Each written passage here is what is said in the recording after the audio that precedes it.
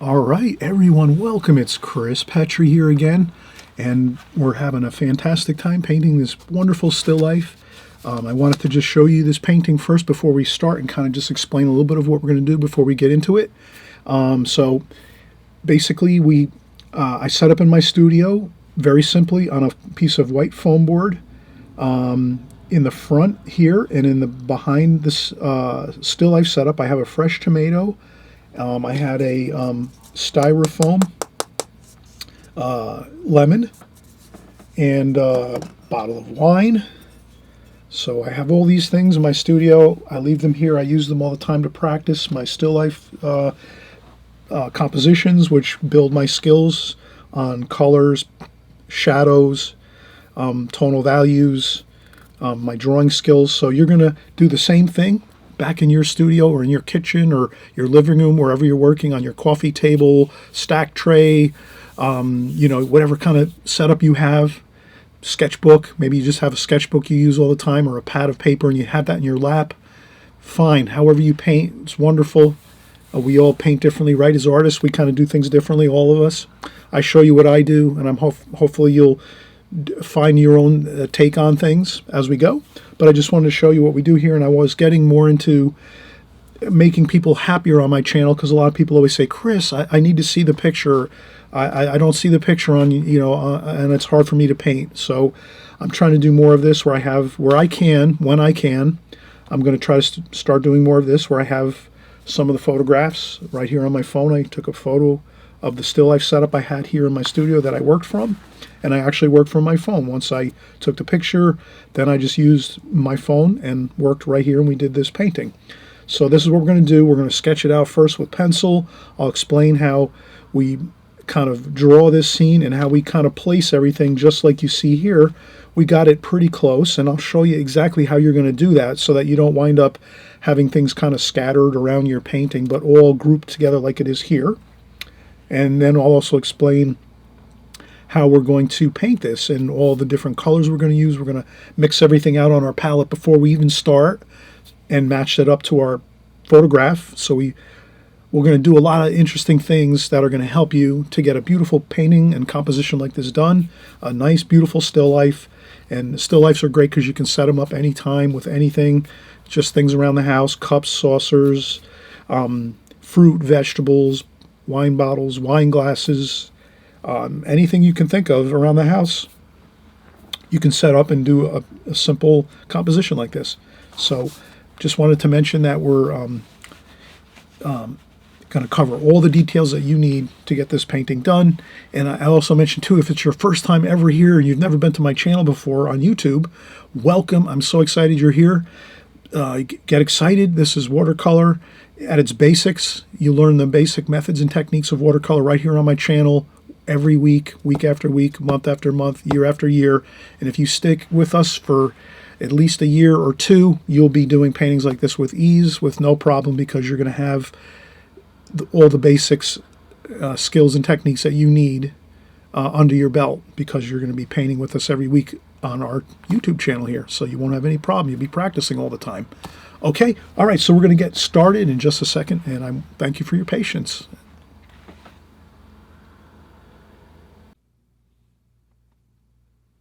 Okay, so we just saw the finished painting, and now we're going to start with our pencil drawing, and let's get started. I'm going to use a 6B, which is a little bit of a darker lead, so this way we can see it a little better on camera. And of course, I'm going to use my my phone here on the right side.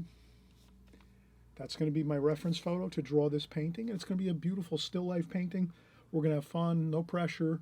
If it doesn't come out good, we'll take our painting, we'll flip the paper over, and we'll start another one. And we'll do the same thing over, and maybe after a while, after 2 or 3 times, we're going to see improvements on each of the parts of maybe the first time the bottle's going to come out good, but maybe the lemon or the tomato might not come out good. Then the second time, maybe the cup comes out good, the bottle doesn't come out as great. You can even practice each of these items first. Try the bottle first separate. Try the cappuccino cup separate next, or maybe the cappuccino cup and the tomato. as a separate painting, a little small composition, and then you go over and you work on your lemon. Try that lemon, and then once you try each part of the composition, and the wine bottle, of course, too, then you can actually put them all together in the one composition. So you would use each one of these smaller sections or smaller parts of the painting, the composition. You draw and paint those parts first, once maybe. So again, you might paint, and this is if you don't want to take on the challenge of doing the whole thing at one time. When I first 5 years of watercolor painting, when I was going professional and said I'm going to do it, I'm going to go for the gusto and put all my time into watercolor painting and being a professional watercolor artist. What I noticed after I started practicing a lot and painting a lot was that I was way better off practicing single or a few parts to something first, and then once I did it a few times, I got the feel for it. Then I moved on to the next thing, and then I would try another part of a whole. So if I was trying to paint like a full painting of someone else's painting or a picture, whatever it is, if I practiced on each part first, got the feel for that, and then when I did the whole composition all together in one painting, it would go so much easier because I already had like the knowledge and the practice run on each of the parts, if that makes sense. You're the artist, you'll kind of think about that, and maybe that's going to work for you. It did work for me. I would still do that too as well. There's sometimes when I would like to paint something and there's a lot of information, and I try to sketch out and paint smaller sections of a fuller composition first and then go from there. So I think it's a good idea. For me, I've painted these type of still life paintings many times, so I feel confident I can just go in here and pretty much render this, and I'm going to do it in a fun way. I'm not going to get bogged down with all kinds of details and sweating over everything. I'm just going to have a good time, enjoy it, and I'm always thinking as I'm drawing. This is another great thing. You'll have fun with this, and you'll realize it's true. Realize when you're drawing your painting that you're going to have so much fun painting it. So even though the drawing can be a little boring sometimes, or maybe the drawing can be a little bit, sometimes a little difficult, whatever, but just realize you're going to be painting over the top of that drawing anyway, and you'll be able to make a couple modifications here and there to it. So, and always remember too, your drawings aren't always going to look that great.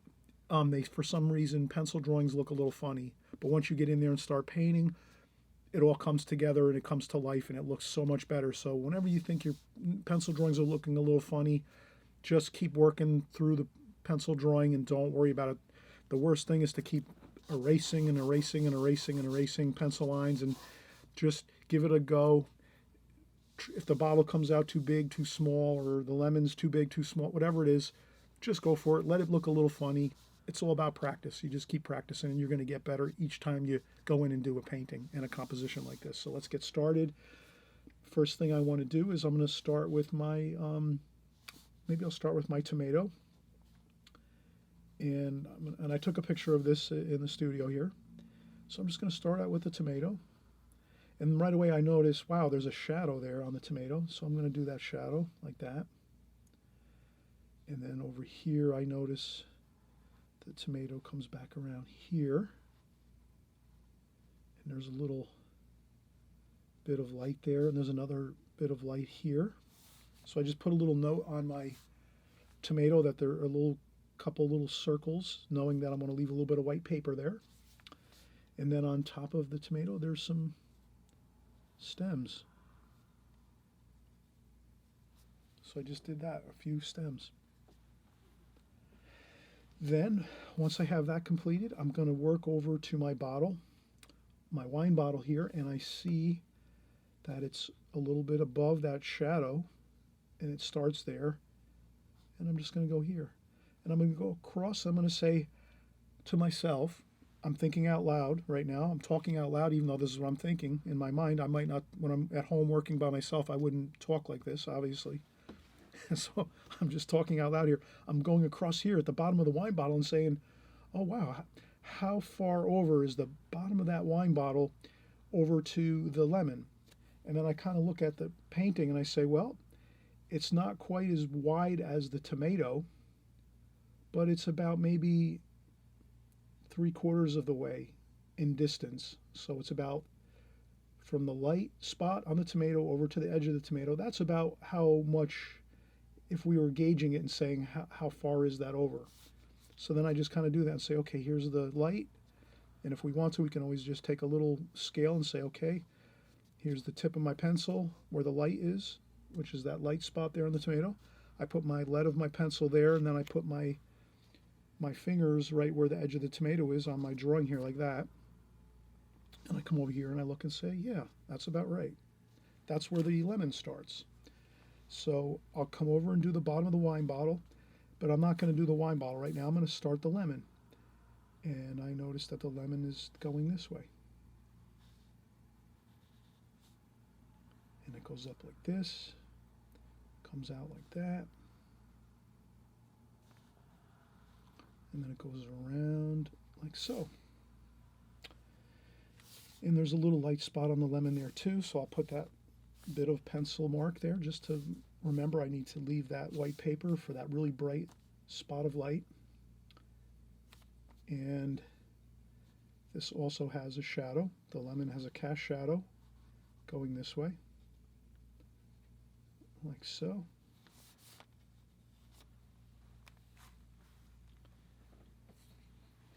Okay, so now we have our lemon completed, and then I say how far over is the wine bottle, and it's not too far over on the top of the lemon going across here. So you can kind of see how the lemon is over here. The wine bottle isn't like halfway across the lemon. That would make the wine bottle absolutely too large and big and wide.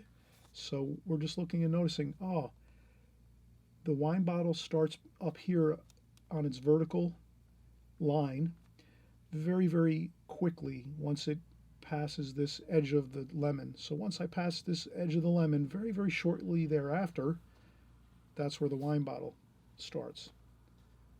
It's a vertical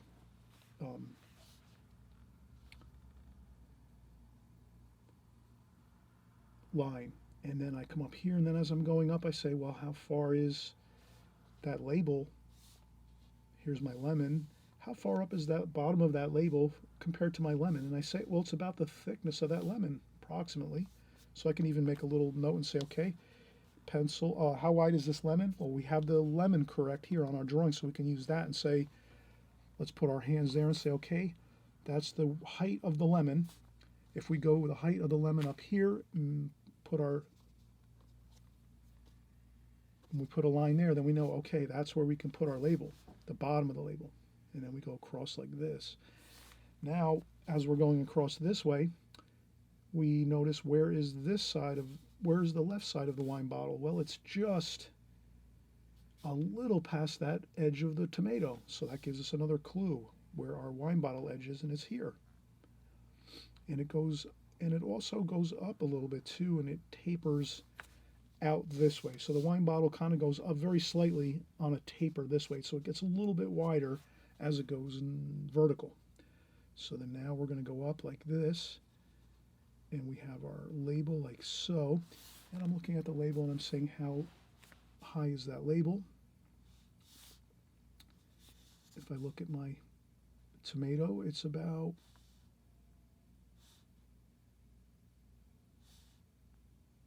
the same height as the tomato, or a little bigger.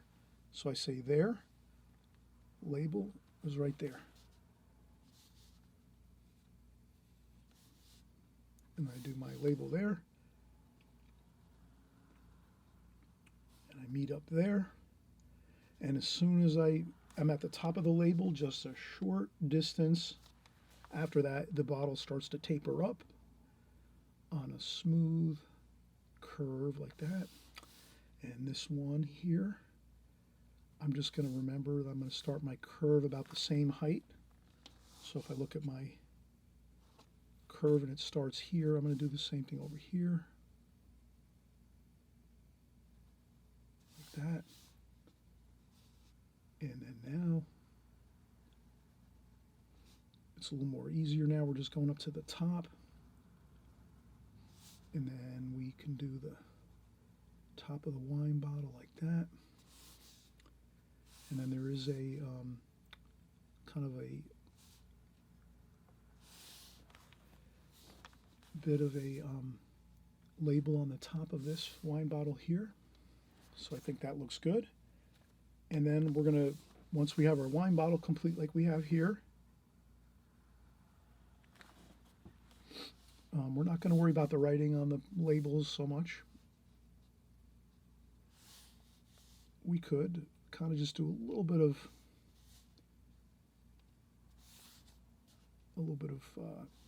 tiny little bit of markings just to give us a little idea of what we want to do there.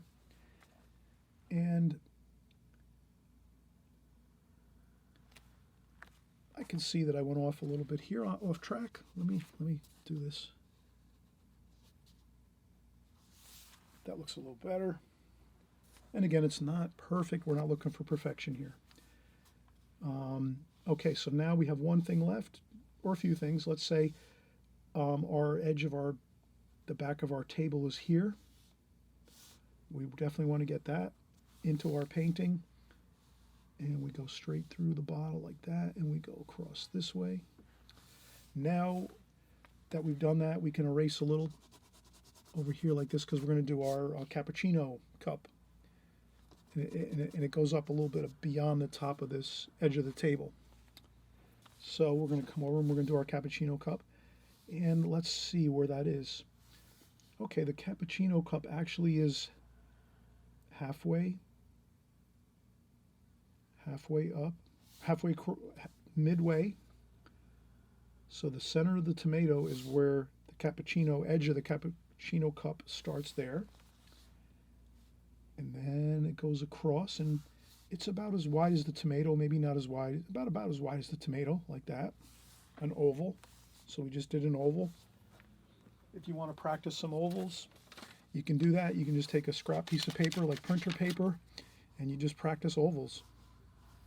You make them wider, thinner, like this. So you can pretend you're drawing cups, saucers, bowls, whatever. You can do a fun exercise. I used to do this all the time. You start off in the center, like this, with a circle. And then as you go with your circle, you try to start to make ovals, like this, thinner and thinner. Like that. And then you do the same thing over here. You can do some ovals, and you try to practice making the ovals thinner and thinner, like that. You could do it that way too. Circle, a little bit less of a circle, more of an oval, and you keep doing your ovals out, like that. And that kind of gives you the feeling of that's a circle if you were looking straight down on a cup or a coffee cup. And then if you're looking on the coffee cup, and then you start to turn the coffee cup up, and you start to see that oval. Does that make sense? And then you can kind of see how you just keep practicing those ovals until they become just the coffee cup in 2 dimensions, like that. So this would be the coffee cup or cappuccino cup, looking straight down at it like that, if you were looking at it, and the coffee's in here like that. And then as you draw that coffee cup like that, if you can keep drawing it, then you start to have until finally over here, this is the top, just like that. And you can do it this way too. Again, you can do that exercise this way, doing your oval exercises, and you can practice circles. These are done with a stencil, and then you can practice doing them freehand, like that. Those are good because ovals are difficult. They always are. And let's see what we're going to do. The handle of the cup, like that.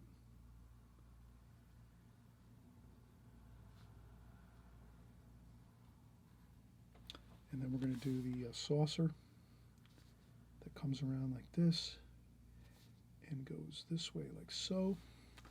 And then we see the edge of the saucer like this, and it also has a smaller bottom part like that. And there's a little bit of a shadow under there, and there's another shadow there where the bottom of the saucer is, and then it tapers up like this. So I just captured that. And again, we're going to paint this, and when you draw it, it might look a little funny. If you always want to, you can always lift up a little bit of pencil lines with an eraser. If the drawing starts to look a little funny looking, that's all right. You're going to paint it anyway. So you could take a couple swipes with your eraser on your drawing to soften it up and make it look a little looser and not as harsh. Okay, we've got it. Look at this. We've got a beautiful pencil drawing, still life drawing, wine bottle, tomato, lemon, cappuccino cup. Let's do one more thing here. We have the light going across the top of the cappuccino cup, like that. It's very noticeable. So I just added that oval in here so that we could add that darker dark in there, and then have that light around the top of the cup, the cappuccino cup. And then again, you can erase a little bit just to soften it up a little bit. You're going to paint it, so that's the main thing. All right, I'm going to take a break right now. I want you to do the same thing. You've been doing a lot of work here. So let's take a break, and then what we can do is I'll also make a border around this.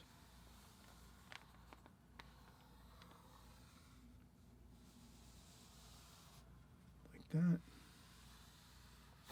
And there we have a nice pencil line border around our painting. It makes it look much more finished and gives us a good defined area we're working within in our composition. So we're going to come back, and before we do that, let me just do a few more things. I see there is a shadow under here like so. I just want to make sure I capture that. Okay, there's a shadow there a little bit, but not too much. There's one under this tomato. There's one under the lemon. I'm just kind of making sure my shadows, I have those correct. And then the rest, I'm going to paint from the picture, the photograph here of this still life. So we'll get started with our paints. I think we're going to do this one alla prima. So we're just going to go in and start painting it straight, and we're not going to really do any glazing on this one. We're just going to go right in and start painting the subject matter of our still life. Okay, we'll be right back. Okay, we've worked hard. We got our pencil drawing done. Now let's get in. We'll do our painting portion. We're just going to look at our wine bottle, our tomato, lemon, and cappuccino cup, and we're going to say, what colors can we mix ahead of time so that when we're in here painting our painting, we're not going to be having a difficult time making decisions on our color. So that's the key here is let's kind of work out our colors. Once you have your colors worked out and you have them in your palette, then you can add more to it. So if you see you're running low on one color, you'll go, oh, I'm running low on this color over here. I know what color that is, and you just go back in and you get it and add a little more. So you basically, the only thing you have to worry about is just matching up the color and saying, oh, that was cadmium orange or cadmium red. That was over here. Now I can just take a little more and add it in there. So that's how we'll work with the thought of let's get our colors out first. So let's start at the bottom of our palette first, and let's put the colors close to the location in the palette as they are here in our grouping of colors that we have. So the first is going to be the red. Let's try that. So let's make it interesting. Let's get some of this, which looks like alizarin crimson if you're working with a regular palette that I normally use. Let's say for just more of the advanced painting lessons I do. This is an extreme beginners video, more or less, because we're using our beginners palette, our beginners brushes, my Simply Simmons number 6 size Simply Simmons round watercolor brush. It's synthetic, great for beginners. So we're going to work out our tomato colors. Then we're going to use some cadmium red here. And you'll never go wrong if you're mixing colors of the same hue. So you could get lots of variation. You could add this red, which looks pretty much like an alizarin crimson. This red looks pretty much like a cadmium red for the most part, and then cadmium orange.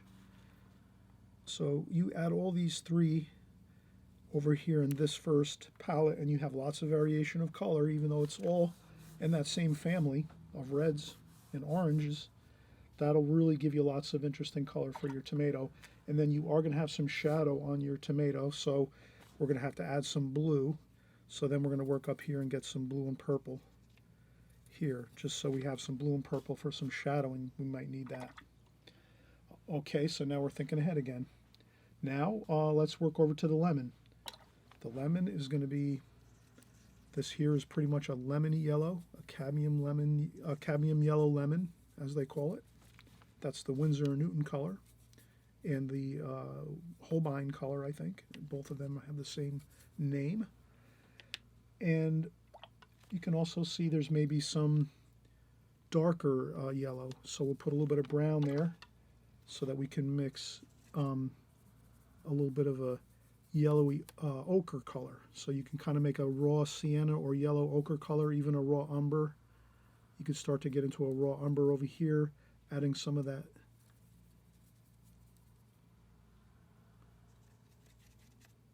So you can kind of mix out your colors like that. Give yourself a really good variation of yellows and golds, moving in toward the brown colors. Even some blue. We can go back in here and get some blue if we need to. And then let's move over to our wine bottle. That's going to be, let's just do more cadmium lemon yellow. I see a lot of lemon yellow in that. I see a lot of green. So let's get that green out there, or that light green. That's almost like a leaf green if you're looking at colors, either Winsor & Newton or, well, I know, I think it's Holbein makes leaf green, I believe. I have a leaf green in my tube paints collection. And this is more like your sap green up here, almost like, yeah, sap green, pretty much. And then we can even go into some Viridian green over here, which is like a cooler green yet, like that. So now you have lots of variation for the wine bottle, your lemony yellow, some kind of like, we could add a little brown to our green to make it like an olive green. So if you want to make an olive green, you can take this green and add some brown to it, and that gives you like an olive green. And then we have, again, our other two greens up here, more or less our similar sap green color, and then our Viridian style color. So plenty of green for the bottle. And of course the bottle too has some blue and some purple at the top, and maybe some brown to gray it down a little bit for our blues. All right, we have all our colors mixed.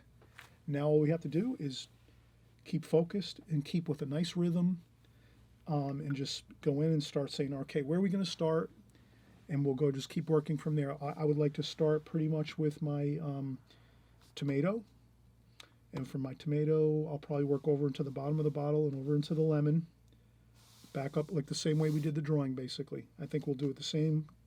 We'll work the same way we did the pencil drawing, the same with our colors and painting. We'll start with the tomato, bottom of the wine bottle, over to the lemon, our shadows. Get up, we'll get up into our wine bottle, finish that up, and then come down and we'll finish up with our cappuccino. And we'll do a little bit of color along the border of the backdrop and the table, and that's going to be it. It's going to be a fun process here.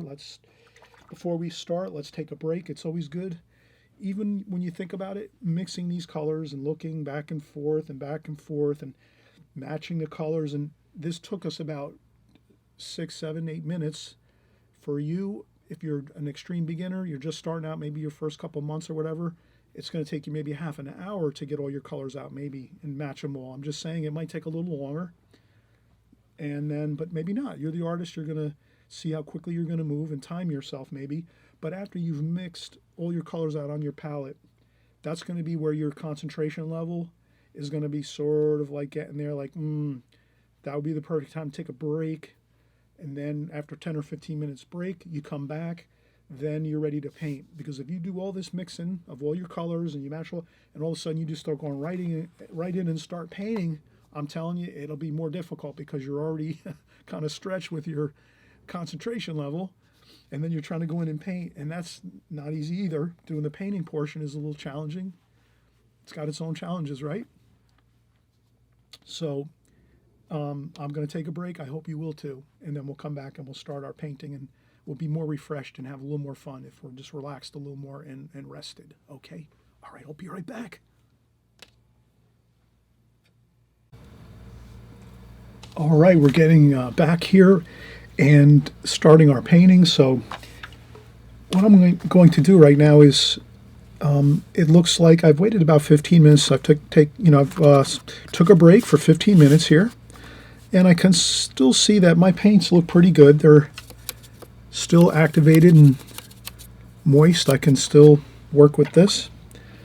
And I have a damp brush, and I keep rinsing that over here on my right with my water pail, and then I also have a tissue I usually keep in my hand to dry off my brush if I need to dry off my brush a little.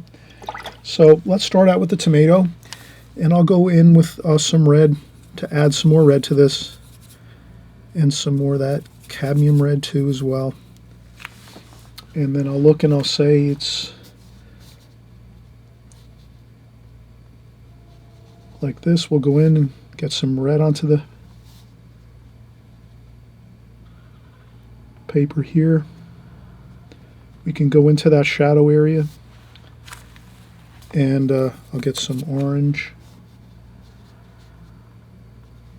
here.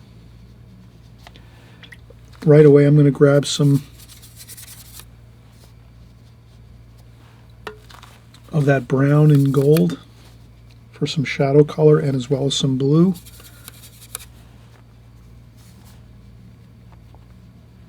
That.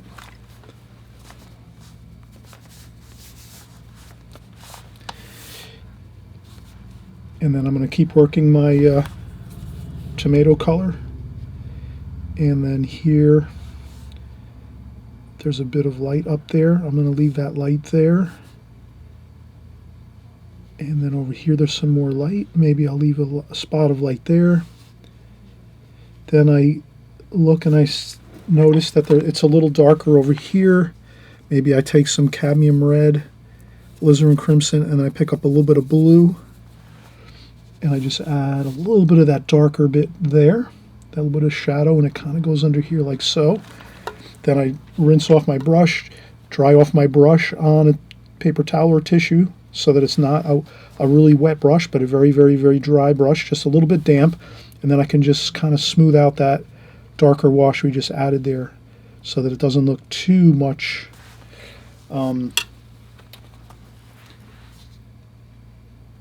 like a dark spot, but more kind of blending in. And this looks pretty good there.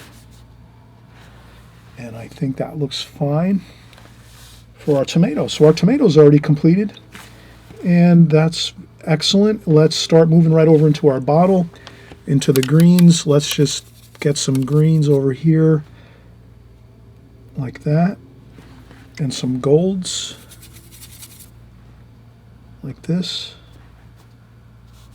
and I'll actually work some of that green and gold right over into the tomato, and then over here like that. And there's some dark blues and purples on the bottom of this bottle here. I can see it's kind of darker at the bottom. And then let's get our yellow for our lemon. And that is going to be straight lemon, cadmium lemon yellow, or just the lemony yellow. So I'm going to go straight in to that lemony yellow. I'm going to leave a white dot of light there, that beautiful light. And I'm going to start getting my lemon yellow on there. So I noticed it's pretty bright up top, so I'm going to leave that with a damp brush. So I'm using a damp brush. I rinse off the brush with clean water, pretty clear water. I have very, very clean water. I just changed it. Dry off the brush a little bit, and then you can do some light wash by just thinning out your paint on top of that lemon like so. Then we can go in over here and start working our lemon color this way, which gets a little darker over here. So then we remember we added some brown to our lemon yellow to get a little bit of a darker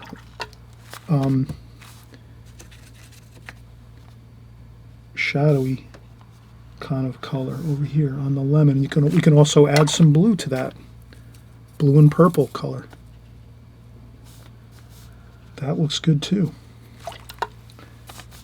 Over here it's kind of dark. It's got a bit of a shadow over here, like this. Now, what we want to do is start getting our shadow in here underneath, like that, right in, like so. Some blue, purplish color, like that. That looks pretty good. And so far that looks good. Let's get some more green and lemon, like that.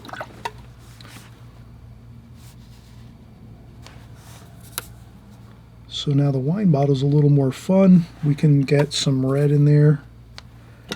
The tomato maybe has a little bit of red influence on the bottle because of the shadow reflection of the. And we're doing the bottle, and it's pretty much green. So I'm not getting too fussy. Now you see I'm moving quick here because of the bottle is pretty large, and we can just get our washes going in there, and we'll get some shadow in there like that. There's some shadowing on this side,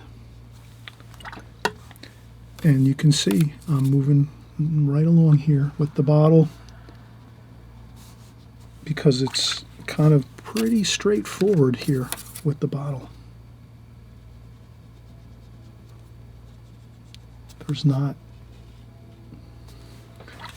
There's a little bit of light on the top of the bottle, so I'm going to make sure I leave a little bit of a spot of light up here like that.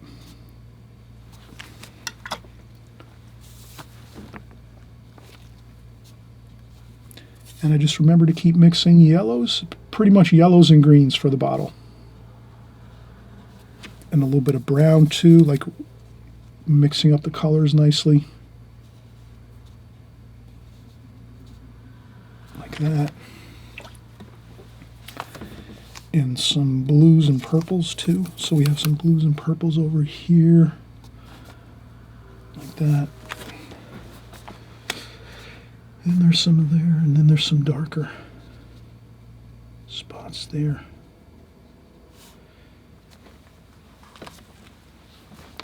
And there's a darker spot there. So I'm just trying to get these darker passages up here too. Blue, purple, touch of brown. It's a little darker on this side, so I add a little more brown to that there on the right side. So you can kind of just get yourself a really nice dark for your right side over here. And you can see I've already smudged a little bit on my paper, and I like the smudges and things like that. That to me is classic watercolor, struggling to try to keep things neat. And it doesn't always work, so.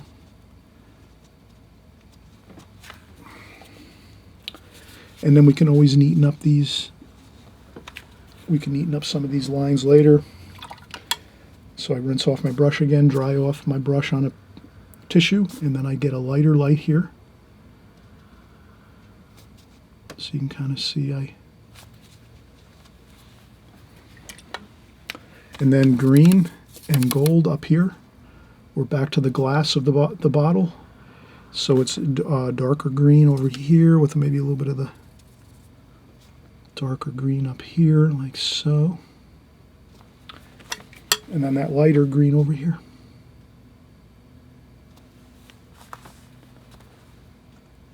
And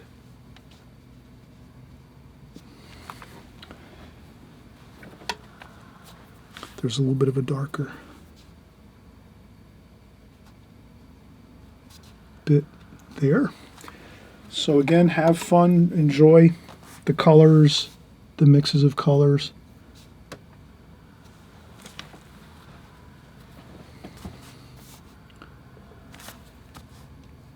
And then I just maybe tap a little bit of the color onto the label, and then maybe put some color on the label, just a little bit, some gold, and I noticed the label's a little darker through this area here. Over on the right hand side of that label, you can kind of see the light is on the left side, and then there's a shadow along the center here for the label. So we'll just remember to kind of keep that label a little bit darker on the right side like that, and then over on the left it's lighter.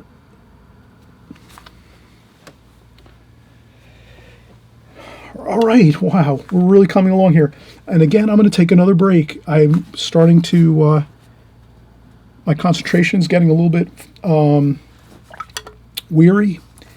I want to make sure I do a great job on my cappuccino cup here. And so let me take a quick break. We're going to do our cappuccino cup next. A little more detail with the tomato, with the stems. We'll do this backdrop here between the backdrop and the tabletop. And I think we're going to have a completed painting. So let's come back in a second or two and we'll finish up and we'll have a fun time doing it.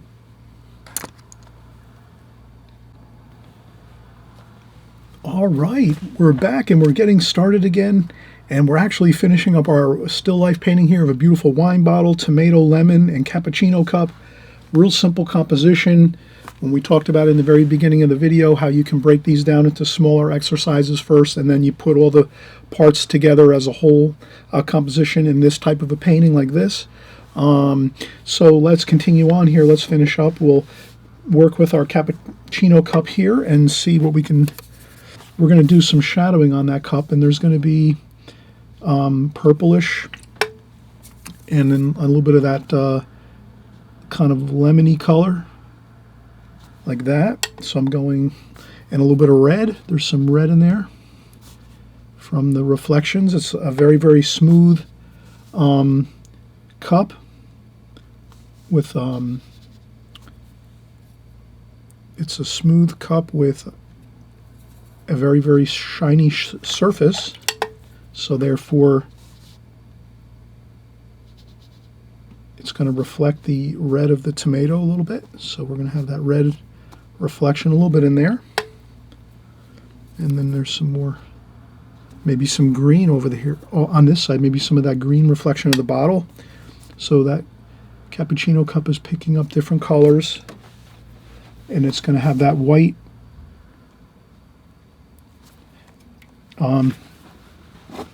rim along the top, and then we're going to rinse our brush off, dry off our brush, and just smooth out this area over here so that it kind of goes over to almost all white paper. Then we have our handle. Our handle on our cappuccino cup is in shadow, so there's a shadow on that. And so we have that shadow there, and it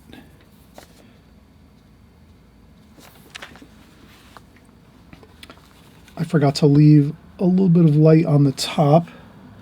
What we can do is we can recapture that little bit of light on the top with some white paint later, so we'll remember to do that.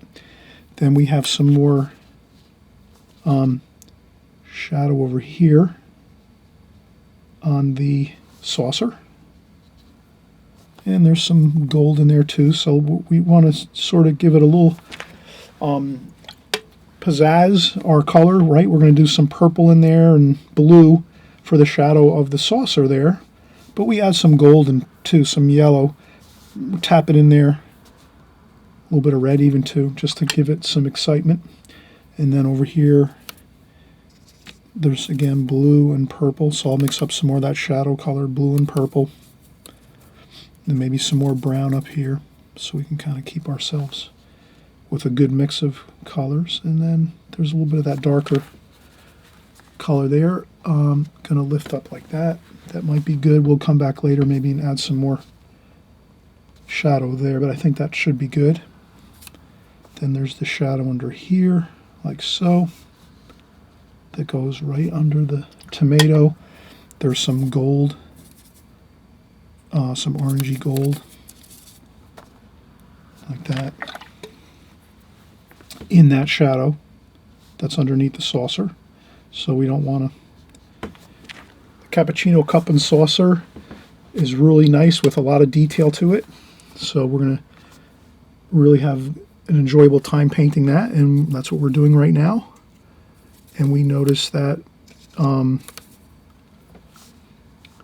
try to get some of those details under there like that. There's some light under here,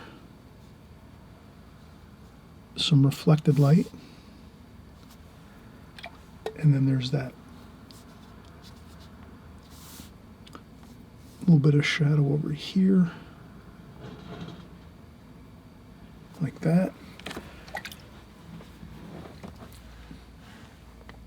And then a couple splashes there. I'll pick up some orange, a couple splashes of orange. If you don't like the splash, how it came out, you can always just gently tap up like that. And if we put a couple there, we want to add a few up in the top of our painting. And then again, you can always lighten up the splashes if you want by just picking up a little bit of the splashes.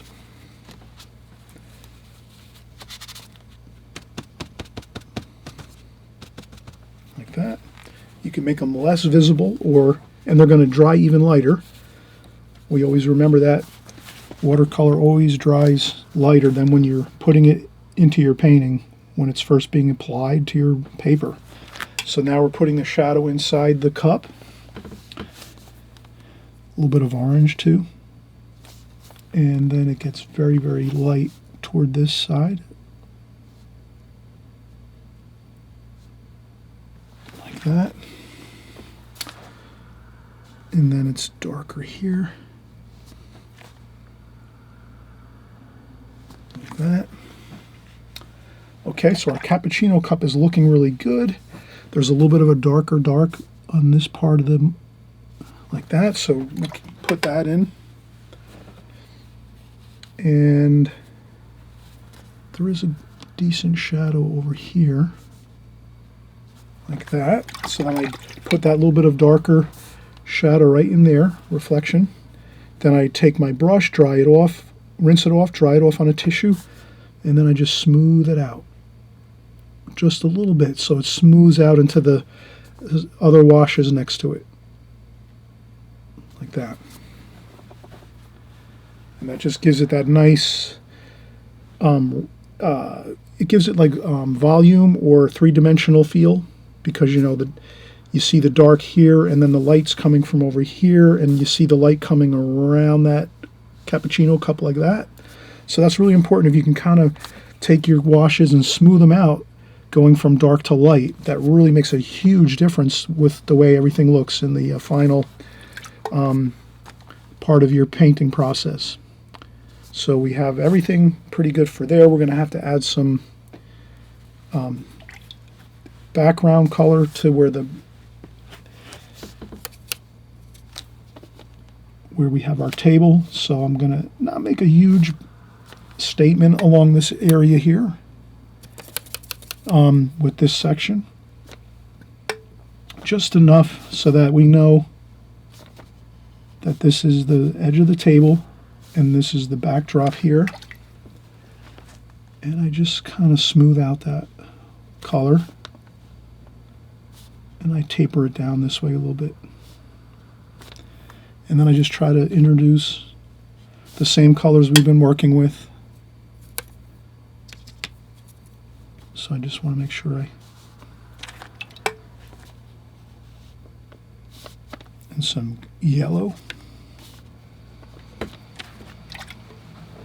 Chris, what are you doing? I'm recording.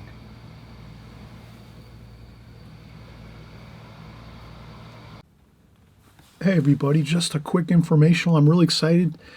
I've been invited to the Thousand Island Arts Center to teach a workshop this summer. It's August 9th, 10th, and 11th, which is Tuesday, Wednesday, and Thursday. And it's a daytime workshop, 9 a.m. to 4 p.m. We're going to have an absolutely fantastic time. I'm going to put up the itinerary in just a second too as well, but I wanted you to have the Thousand Island Arts Center phone number so you can call to register, or you can also register online. That's up to you. Their phone number is 315-686-4123. Again, their phone number is 315-686-4123.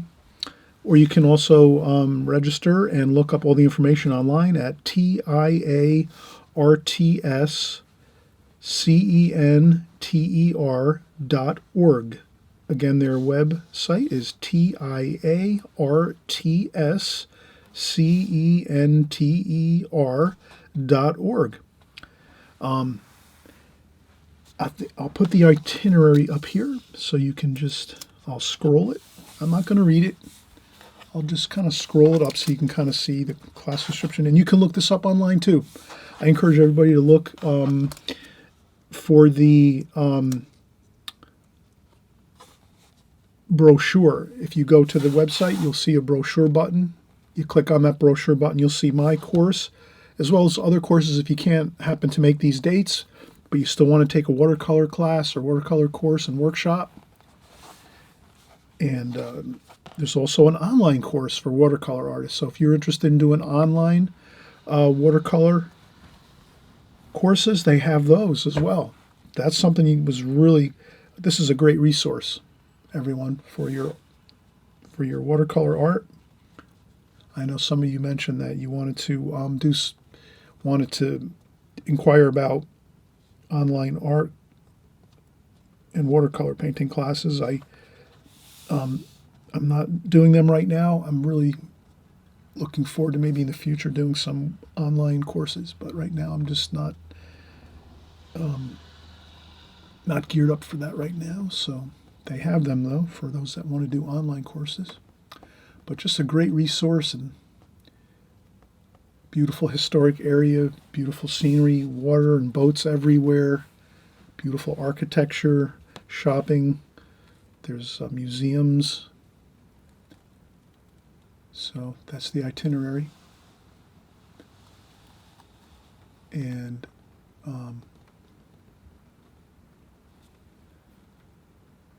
I hope you'll all make it out to the workshop. And again, we're going to have a great time, tons of fun drawing and painting in watercolor. So I hope to see you there. And let's get back to our watercolor painting.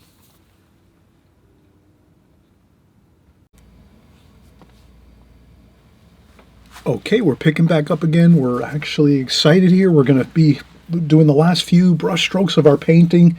Now's the time to get excited when it's always a fun time when you're kind of finishing up your painting and you just know you have a couple last minute things and you know they're going to go okay because there's nothing too crazy going on. So let's get right into it here. And let's spritz our palette. I took about a couple hour break actually, so my palette colors dried up a little bit. Let me spritz the color, the wells, and there we go. So this way we just get everything back activated again, all the colors. And then I looked at this when I was, before I started just now, and I realized I want to fix a few things. So let me fix the things that I can recall right away because maybe I'll forget them. I don't know. One thing I noticed was I thought this could be a little better there. I think I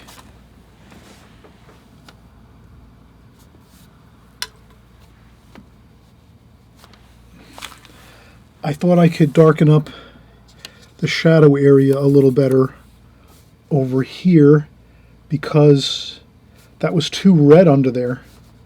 I didn't have enough purple and blue for this shadow area. So that's what I thought. I could fix that up a little bit. So that's all I had to do. Then I rinse off the brush, dry off the brush a little bit on a tissue so that there's not any water, a lot of water on it, and then I can just kind of smooth that in with the rest of that. Like so.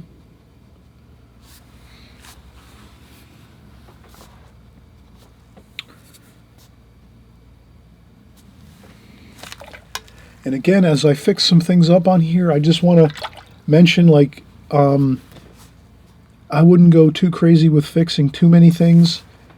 Maybe pick 4 or 5 things, or 3 or 4 things you think you might want to repair a little bit or get a little better that you might not have got exactly the way you want. But I wouldn't make this like an hour of fixing all these different things, because then you'll see that in the finished painting.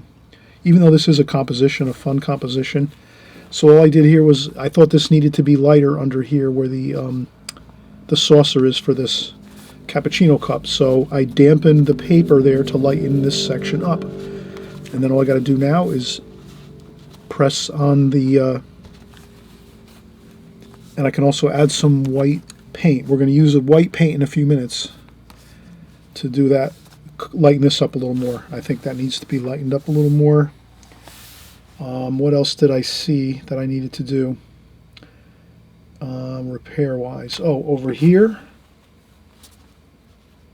for some reason, I thought this could be lightened up over here a little bit, maybe.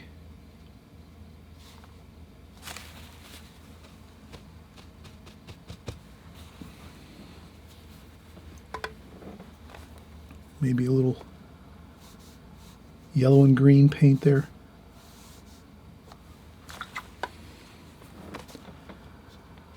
Sometimes if it's not exactly the way you see it in a picture that you're working from, or if you're actually setting up a bottle and some fruit and vegetables and cups and saucers, whatever you want to set up, it's always best if you can to set up your background with a white foam board or a white tablecloth, and then a white background like a tablecloth in the background. Or here I have a white piece of matte paper, or it looks like it might be, yeah, it looks like matte paper I have here in the studio. I just have that bit of, to take the picture and make everything look clear so you can see it on camera.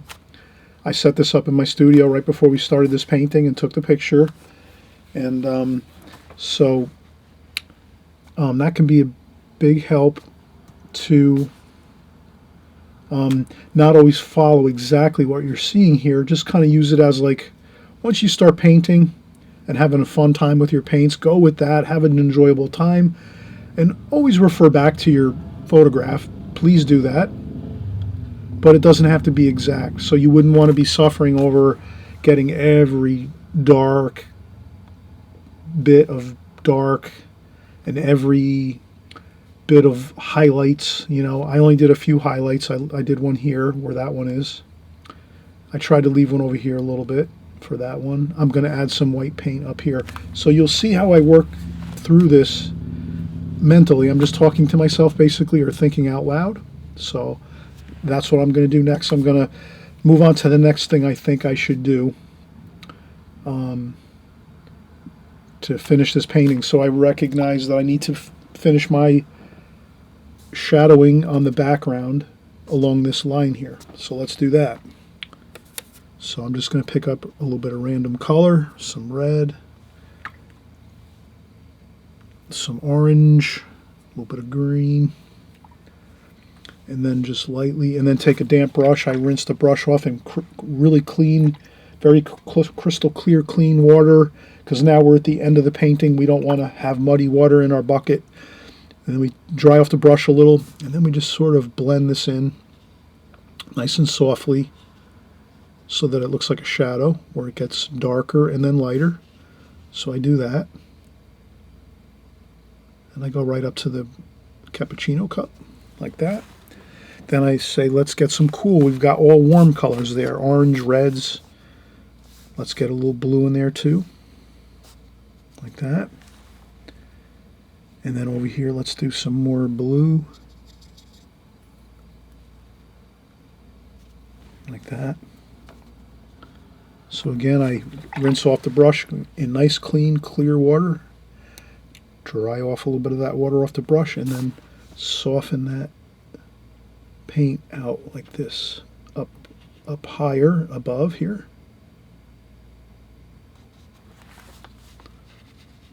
Like this. And it always looks great if you can do this.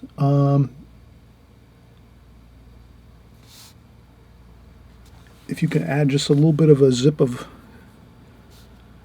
color along the top of that cup, like that. Some warm and cool, orange and blue, purple.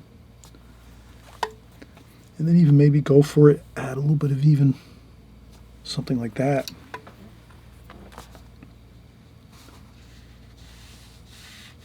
Damp brush again with clear, clean water. And then you can even add a little more touch of blue. Thing like that. And that just gives you that little bit of, tiny bit of dark wash there along the top of that light. Looks really good. And then another maybe, and some maybe orange. Like that, to get a little bit darker there.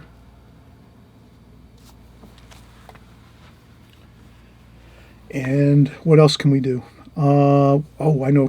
We have to do the tomato, the stems of the tomato. This is going to be fun. Let's, this has got a pretty good point on it. I might shift over to the stock brush that comes with the this wonderful Prang Oval 16 set of paints. I always mention this. I hope everyone is going to pick yourself up Prang Oval 16 watercolors. You can find these online. You can find them in your art stores, local art stores and art supply shops. Very popular. These are, you can find these readily available, and you can see how great we get beautiful color with these, and the paintings look just great with this type of paint. And you don't have to, you know, spend a fortune on paints, especially if you're just beginning. If you're just starting out in watercolor, don't bother spending a ton of money on art supplies, because you might not like it. You might paint for like 2 months and go, oh, I think I want to do sculpture, and that might be really cool, and you'll figure out that you know, you watch a few sculpture videos and figure out you want to work with clay and sculpture or ceramics or something else. But you know, if you really are getting really excited about watercolor, phenomenally excited about watercolor, then you know, you'll eventually buy tube paint and get the more expensive paints. You know, they handle beautifully too, but these work beautifully, and you can see we can create beautiful paintings with these palettes. Prang Oval 16. And so we are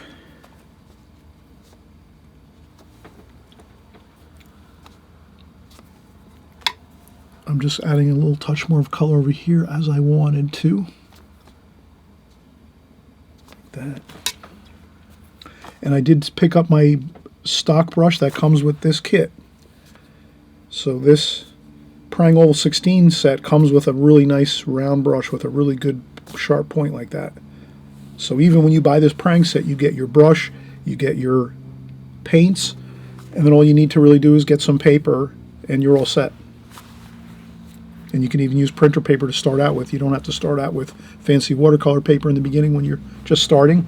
You can do paintings just like this with using printer paper. And so let's continue. Let me add a little yellow over here too. I think it balances it a little better if I add some yellow like that. And I rinse off my brush and just blend that like that. Okay, so two things. Let's do the stems here. We mentioned we were just going to do that. Now for the stems of the tomato, let's go with green. And now we're just going to use straight paint, no water. Brown. A little bit of that brown. Green. Maybe a little bit of red. A nice dark green. Maybe a little bit of a lighter green in there too. That looks pretty good. So this is just really straight paint with a tiny bit of water.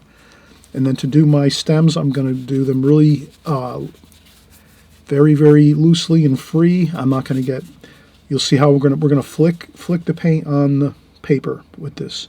So I dry off some of that green paint. We just loaded up the brush and we spin the brush around a little bit to get that nice point like that. So you see how we have a nice point. Then you dry off a little bit of the paint off the brush like that, just so there's not too much on there. And then we're just going to go here and just do this and just do a couple flicks of our paint onto the paper like that. Once, twice there, over there once, like that. And then we're going to get our needlepoint brush like this. If you don't have one of these, you just have to, you can go to Alvaro Kessenyet. These are the best needlepoint brushes I've found out there. They come in 3 different sizes. I use the number 8 mostly, but I have a number 6 and a number 4. But I use the 8 mostly 90% of the time when I am painting, and these are very affordable, and these really take your artwork to another level, because if you can get really beautiful fine points with this type of brush on your paintings, it's going to just add the finishing touches to the painting, and you'll be really impressed with the results. So I've gotten the first bit of the stems on my tomato in there. Now again, I'm going to pick up that paint with my needlepoint brush, and we're going to do, you're going to see how those fine lines look incredible.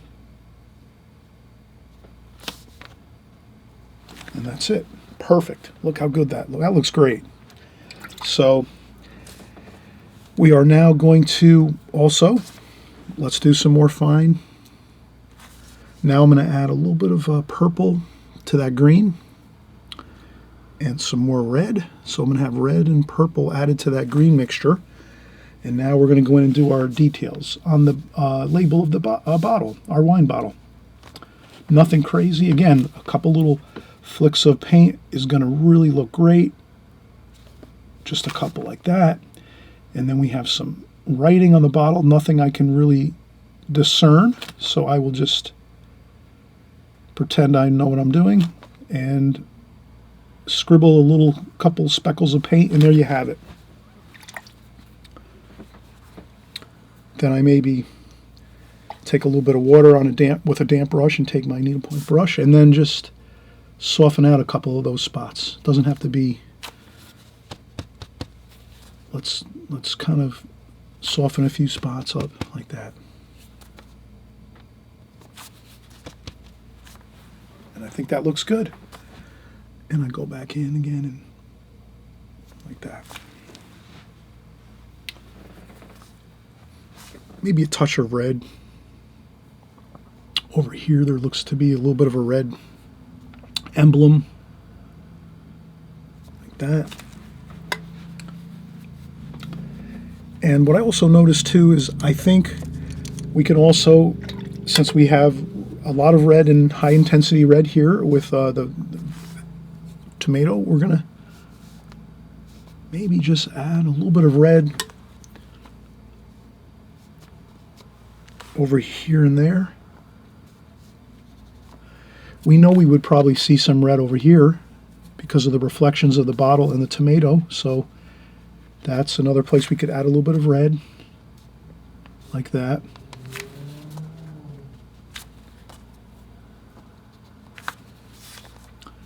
And up here we can do a little bit too, as well as up here. Why not just add a little bit of that red? It kind of balances the painting out, and that's what we're looking for, balance and harmony in our paintings. If you just add that little touch of red, just a little bit of that paint here and there, it is going to look better. It's going to actually, and a little bit in our tomato too as well. I mean our lemon. We add a little bit of that red to the lemon here, like that. And then I blot up a little bit with my tissue just to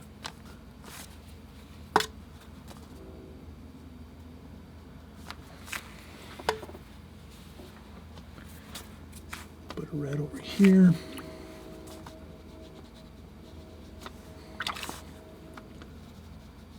And blend in a little bit of red over here too. So you can kind of see, I'm always mentioning that to try to use maybe just a little touch of a color that you might have in your painting in different areas of the painting so that it kind of all harmonizes together and looks kind of really good.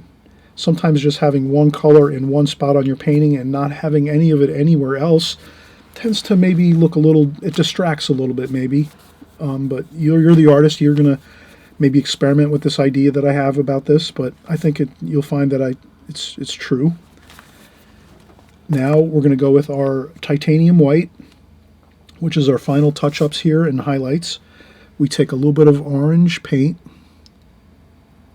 like this, a little bit of yellow and orange to make up like a yellow ochre with a little bit of brown, and a little bit of yellow. Let's get more yellow in that. We're going to make this a yellow ochre. That's about yellow ochre. And then we put that into the top of the tube of paint with our brush, and we're just going to put a few highlights. One here, like that. That might be a little bit dark. I mean, a little bit, yeah, too much yellow ochre in there. So you can always lift up a little bit.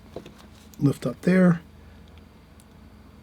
Not enough white paint, too much yellow ochre. And then you just lighten it up a little bit, and that looks better.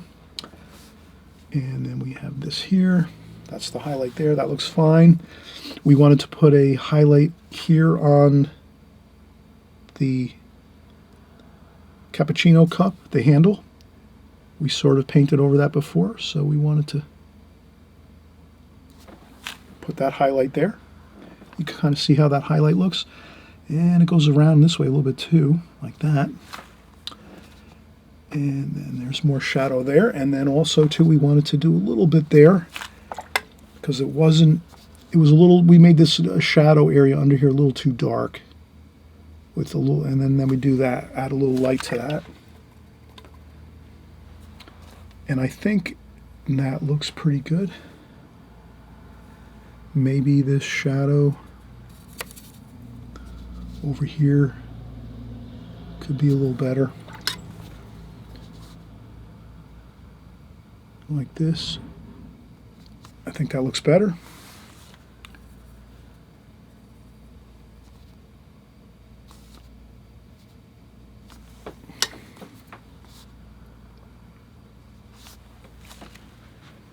Okay.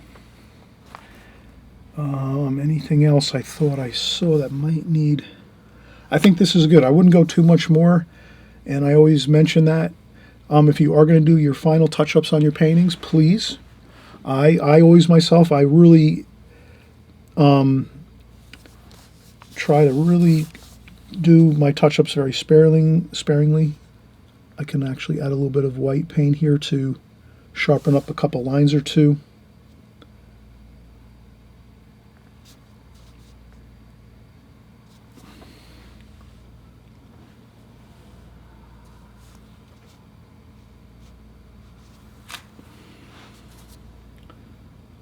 But I think that's fine. So this is a really fun composition to do.